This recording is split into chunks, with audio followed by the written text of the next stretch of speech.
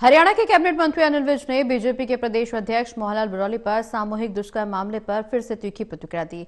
कहा कि हरियाणा बीजेपी के प्रदेश अध्यक्ष पर संगीन आरोप लगे हैं, ऐसे में बरौली को नैतिकता के आधार पर इस्तीफा दे देना चाहिए।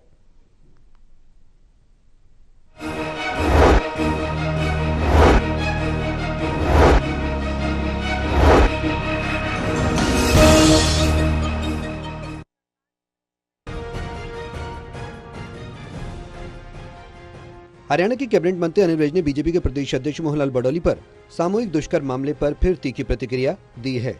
कहा जिस पर 376A दर्ज हो उसे अध्यक्ष नहीं रहना चाहिए। वो कह रहे मैं निर्दोष हूँ, जो गवाह आए उन्होंने भी निर्दोष कहा, मगर जब तक पुलिस उन्हें निर्दोष घोषित नहीं कर देती तब तक इन्हें अपने पद से इस्तीफा दे देना चाहिए। मैंने पहले भी कहा था, अब भी यही कह रहा हूँ, पार्टी की पवित्रता के लिए उन्हें इस्तीफा देना चाहिए। जिस पर 376A लगी हुई वो कैसे महिलाओं की मीटिंग ले सकता है? हम महिलाओं को तो नहीं कह सकते कि मीटिंग से दूर रहें। वो कह रहे मैं निर्दोष हूं और जो उसमें विटनेस है वो भी कह रही है निर्दोष है, लेकिन जब तक पुलिस उनको निर्दोष साबित नहीं कर देती, क्योंकि 376D का आरोप है,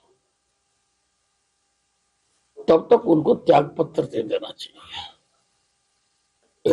क्योंकि जिसके ऊपर 376 का आरोप है वो किस प्रकार से महिलाओं की मीटिंग लेगा था। अनिल विज ने एक बार फिर मुख्यमंत्री नायब सिंह सैनी पर तीखा हमला बोला। कहा नायब सिंह सैनी को अब हवा से नीचे आकर मंत्रियों और विधायकों के साथ बैठक करनी चाहिए।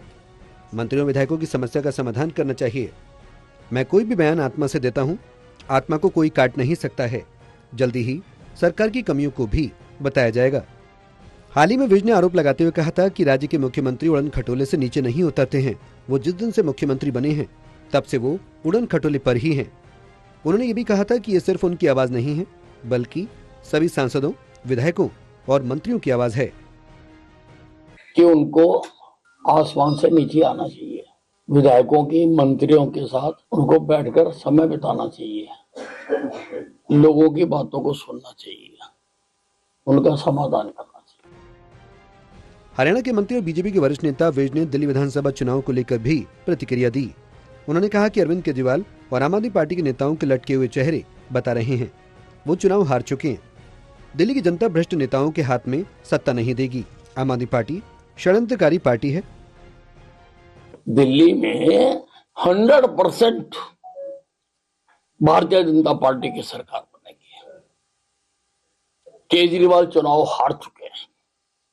उनके लटके हुए चेहरे, मुरझाए हुए चेहरे इस बात को बता रहे हैं कि उन्होंने हार स्वीकार कर ली है और इनके ऊपर भ्रष्टाचार के केस हैं। ये भ्रष्टाचार मिटाने के नाम पर अन्य हजारा जी के आंदोलन में धोखे से पार्टी बनाकर वजूद में आए थे और अब इनके ऊपर भ्रष्टाचार के केस है। इनकी कोर्टों से जमानत हुई है, बरी नहीं हुए अभी। वहीं कांग्रेस के भूपेंद्र सिंह हुड्डा की तरफ से उनकी सरकार के 100 दिन में भ्रष्टाचार और अपराध बढ़ने के बयान पर अनिल विज बोले कि वो तो इस प्रकार से आरोप लगाएंगे, मगर जिस कांग्रेस के 100 दिन में नेता प्रतिपक्ष का चुनाव भी नहीं कर पाए हैं। 100 दिन में कांग्रेस अपना नेता नहीं चुन सकी। विपक्ष की भूमिका अदा नहीं कर सके।